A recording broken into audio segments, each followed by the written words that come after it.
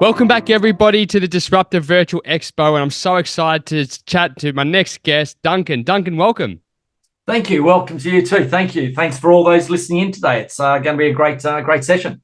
No, we're very excited to listen in and chat with you. But maybe a good place to start is tell us a little bit about your background first, and then we'll kind of dive more into your world. Wow. Okay. Background. Well, believe it or not, I'm actually a registered nurse. I started my working life as a nurse at Bankstown Hospital in Sydney there, and did my nursing. I was the only male nurse and a bunch of 25 other ladies that I did 3 years hard nursing with, and went on and did my midwifery and my geriatrics and my rehabilitation nursing, and finally actually went to university and got a diploma and degree. So that's my background. That's my whole life. What really happened over that time and that sort of that 15, 20 year period was we started buying properties, and our first property in Sydney was literally a $40,000 fibro weatherboard shack in Metella Road, Toongabbie. For those locals, they'd know that's pretty much an old floodplain area of Sydney. But yeah, $40,000 back in 1987. Of course, we had a recession. Within 18 months, that thing was worth over $100,000. I've been looking for a deal like that ever since. Never found one with quite that much growth in such a short time, but that kicked off the love and the passion for property. And since then, we've invested in Sydney. We took ages to get it right, 5 properties in 15 years, and then we got some coaching and developed a strategy and the education behind it and understanding what we're doing. We went from 5 to 25 properties between about 2002 and 2004. So yeah, when you've got a team working for you, and when you've actually got an understanding what you're doing, that it's amazing how much more you can actually achieve.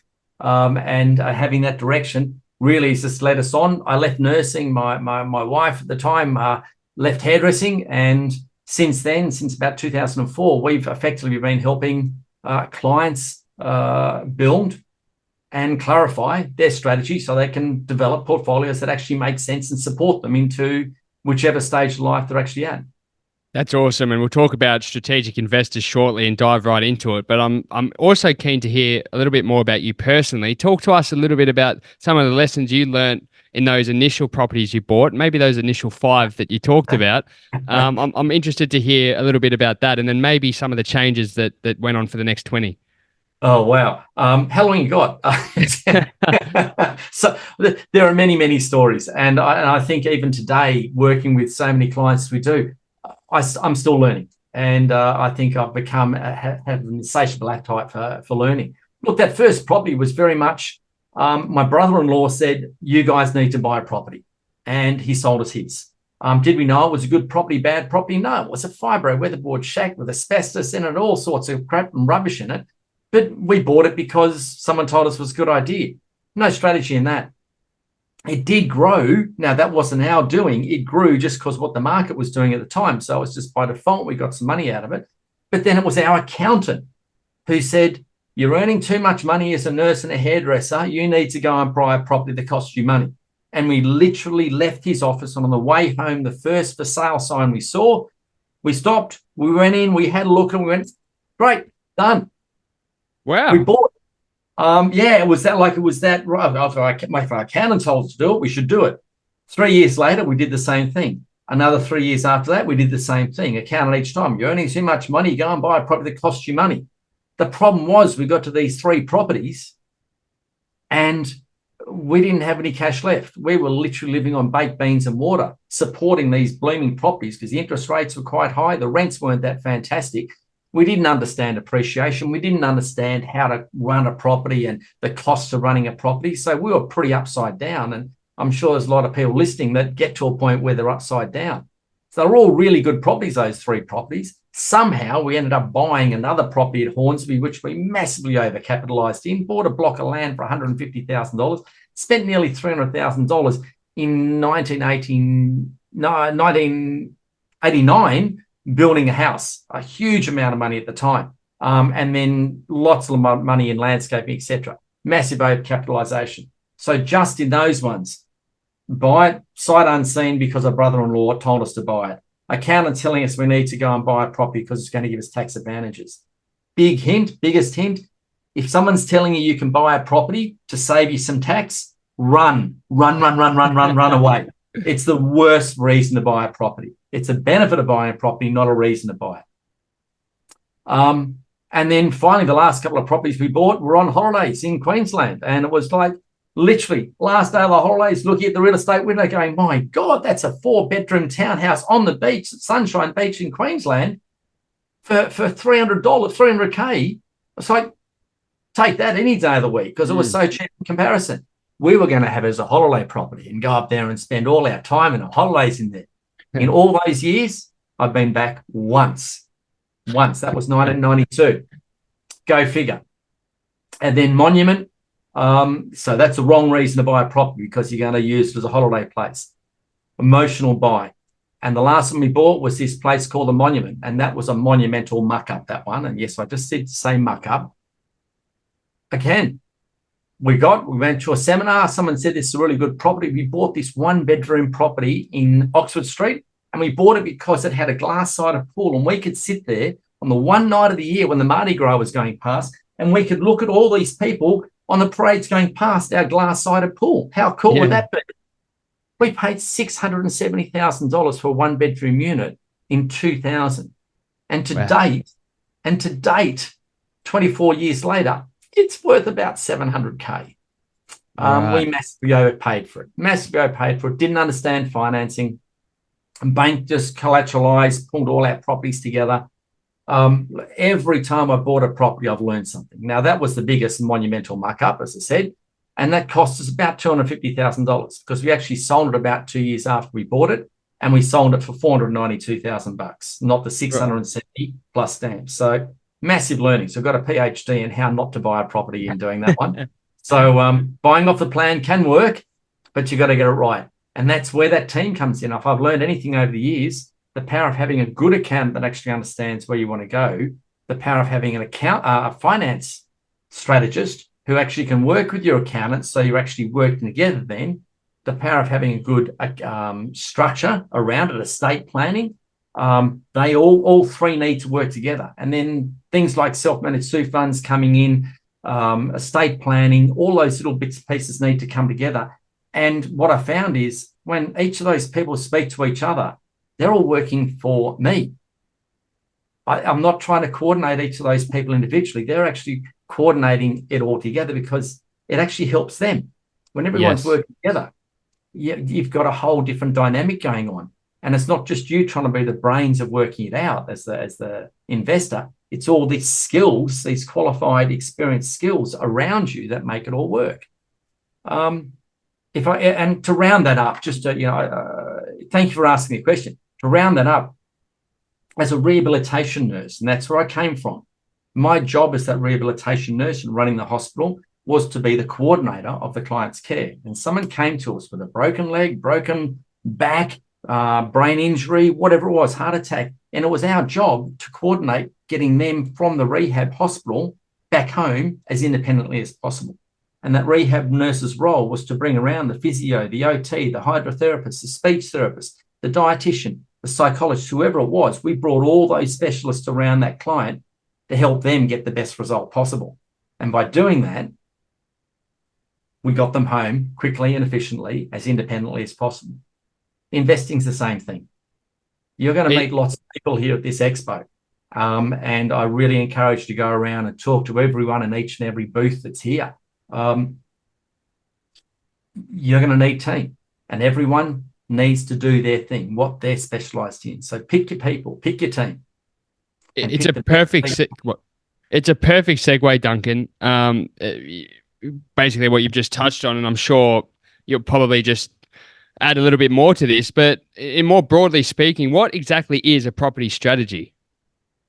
Oh, right. That's a good question. So property strategy is really, if I wanted to go to America now, I could get on a boat, take a very long time to get there. You could swim, forget it. Or very possibly the best way to get there at the moment is get on a plane.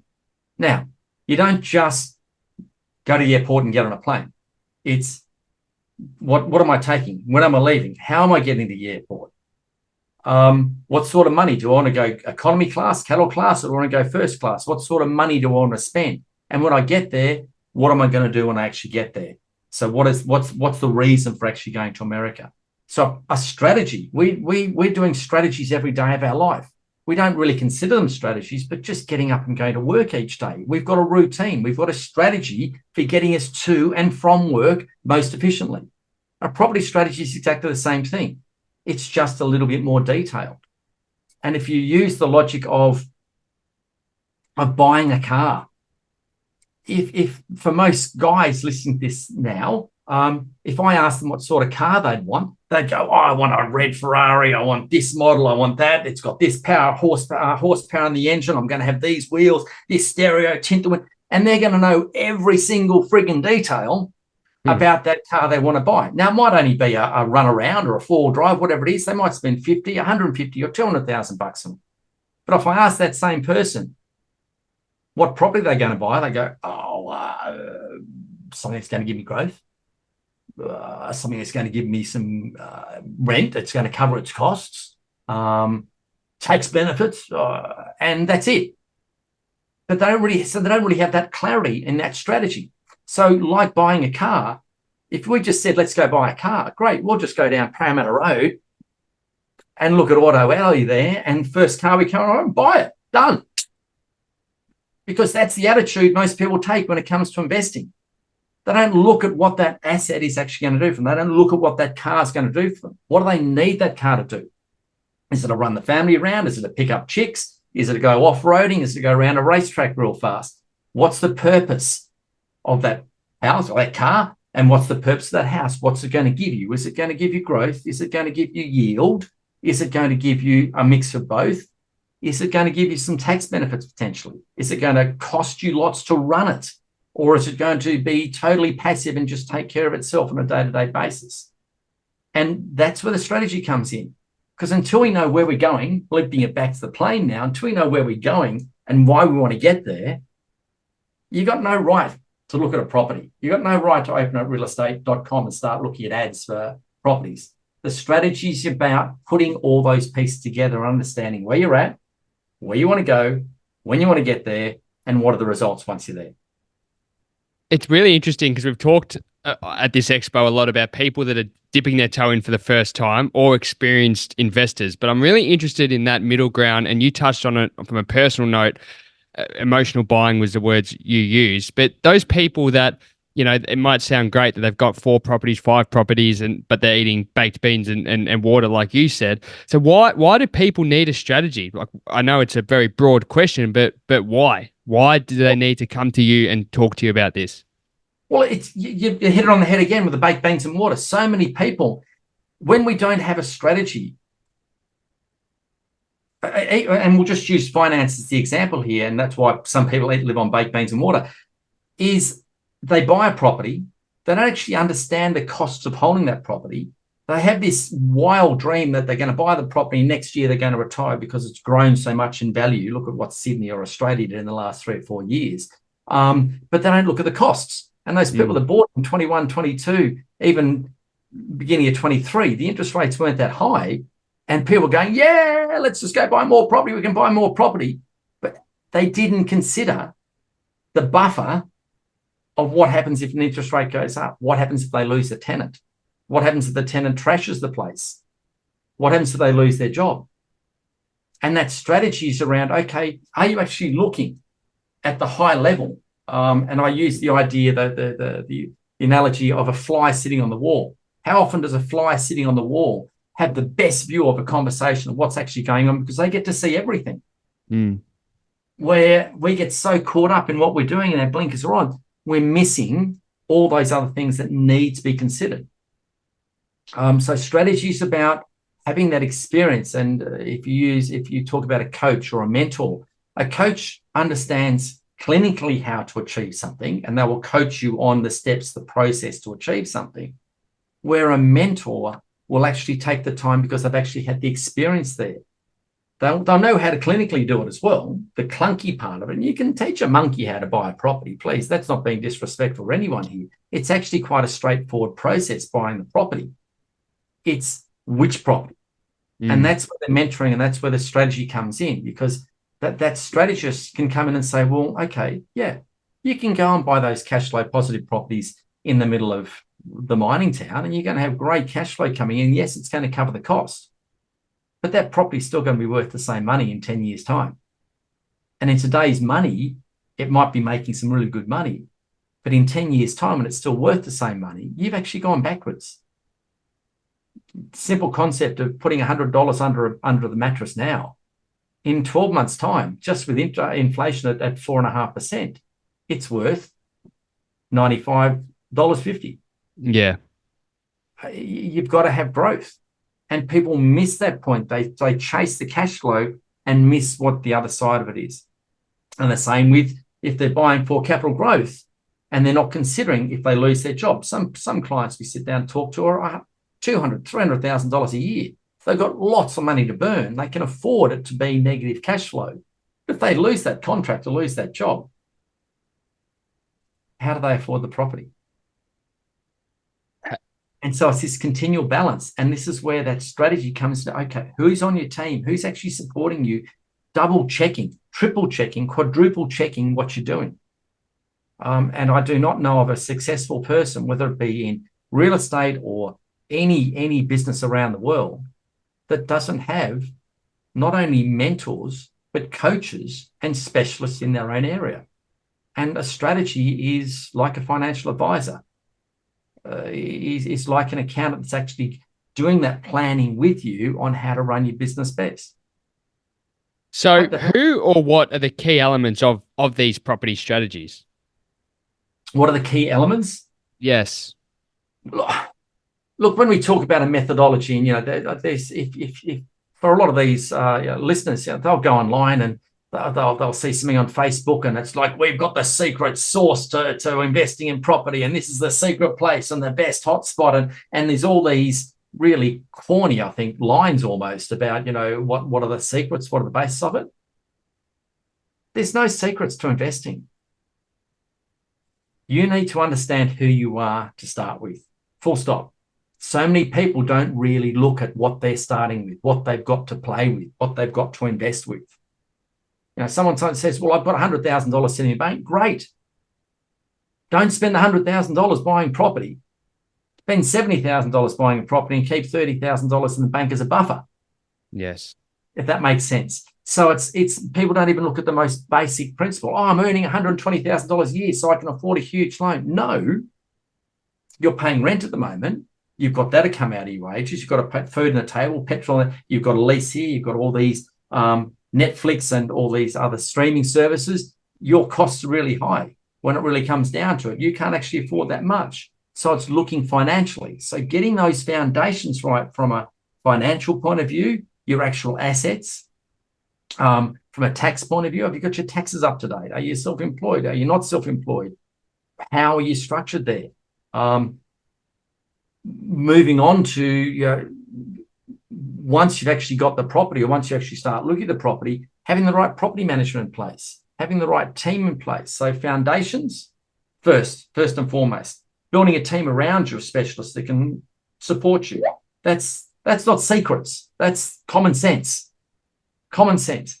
If you got sick, to use another way of looking at it, if you got sick today and you went to the GP and he goes, oh, Struth, you've got some funny little tumour going on in your head there. Look, hop over on the table over there. I'll cut you open and I'll take it out for you. You'd be going, what the?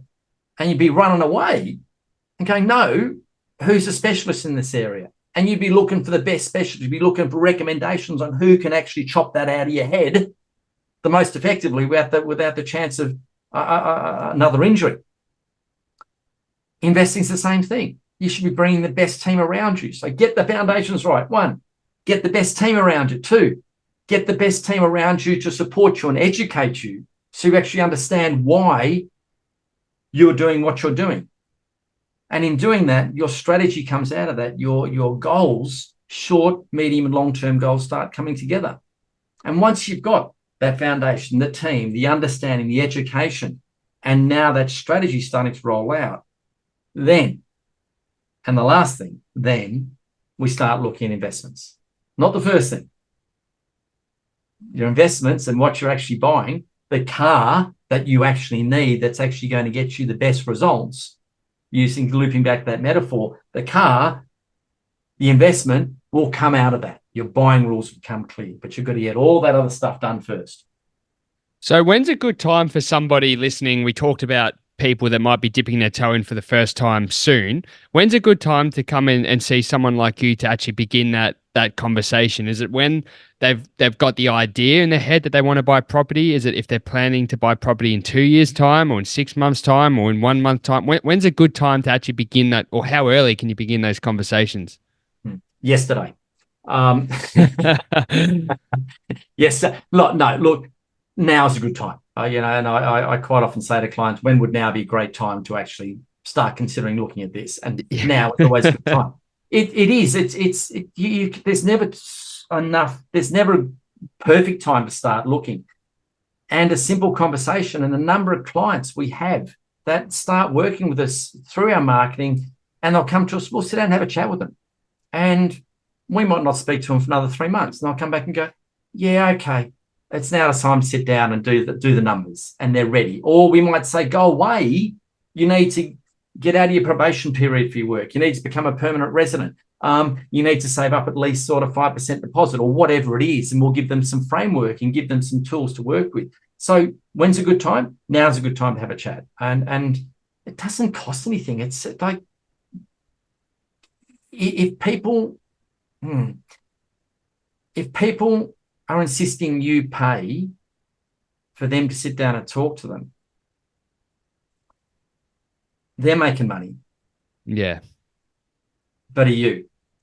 And for us, I firmly believe, and coming from that nursing background and being in this industry now for 22 years plus, as a strategist and working with people, if I've learned anything, I would rather sit down and have a chat with someone, and for them to go, hey, Dunk, thanks very much. I'm moving on. Got that now. I've got a framework. Great. That's a good conversation. But for me to turn around and say, no, if you want to sit down and talk to me, you give me $700 or whatever it is, whatever someone's charging. It's like, well, who the hell are you, Duncan, to charge that much money? What value are you going to give? So, and I'm not making right or wrong, please. That's not what I'm suggesting here. Most specialists that I know will sit down and have an initial chat with you and understand whether they can help you, and they can actually even support you. So you get that synergy. If you don't get the synergy, great, you part ways. Hopefully you've learned something in that conversation. At some point in time, you will pay money in one way, shape, or form. If you don't get the advice, you're going to pay money because you make mistakes.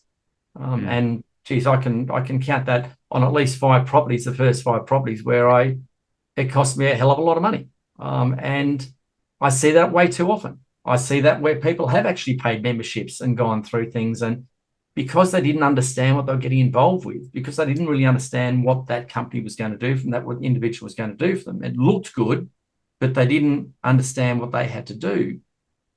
It's costing him money. It's costing him time and money. Hope that's helping.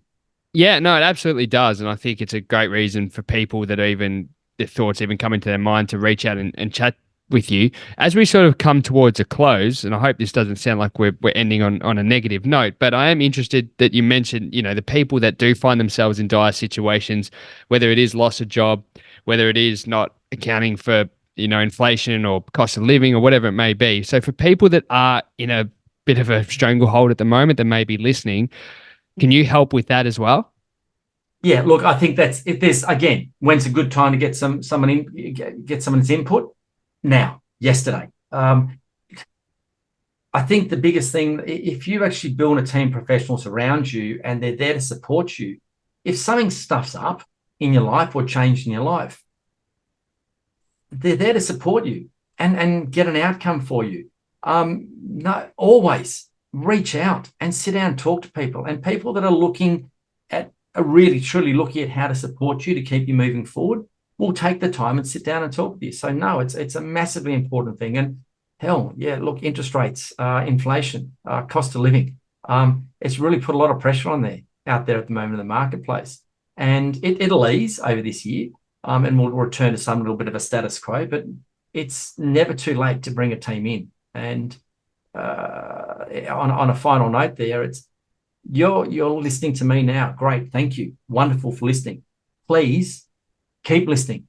Listen to everyone you possibly can out there. And that's not to take away. I'd love to do business with each and every person listening. And at the same time, I don't have all the answers. And you will go around and you will speak to people and you'll go, yeah, I learned that from that person. Yeah, I learned that from this person.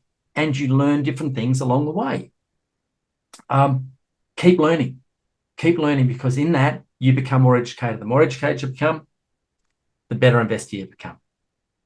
It's been awesome chatting with you today, Duncan. Thank you for how open you've been and sharing as well. It's great to hear, some of your personal anecdotes as well. I think it really helps us gain a better understanding. But before we let you go, of course, people can visit you at your booth. So we do highly recommend that they go and at least start that initial conversation with you today and now. But outside of that, how do we get in contact with you? Look, really simple. Strategic Investors Australia. So the strategicinvestors.com.au is our website. Look, I'm on most social medias. I do stick out a little bit. Duncan Yelds. So it's not hard to find. No, it's not Yields, Yields. It's Yelds, Yields. I should change my name to Yield, because we do actually yield results. But so Duncan, please reach out, and either through the website or through the booth today, and or on social medias. We're there to have a chat anytime. Well, thank you so much once again, Duncan. We really appreciate your time. It's been awesome chatting with you. Brilliant. Thank you very much. Cheers.